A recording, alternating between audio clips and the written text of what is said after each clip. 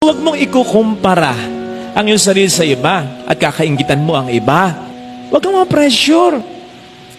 If you just concentrate on your own face, not on the face of others, makikita mo pwedeng parang nauna sila, pero makikita mo rin kung tututukan mo lang talaga. Ito yung sinasabi ko, na yung blessing ng iba, huwag kang magpapanik, huwag kang mag-aalala. Kasi may blessing ka rin, maniwala ka. Hindi nakababawas at lalo tigit, hindi nakakaalis ng blessing mo yung pagpapala na natatanggap ng iba.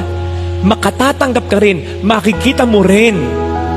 At kapag natanggap mo, kapag nakita mo na, you'll realize na yung moment na natanggap mo at nakita mo na, speaking of blessing yun talaga yung araw, yung panahon na itinakda ng Panginoon na ito ay iyong maranasan o makita.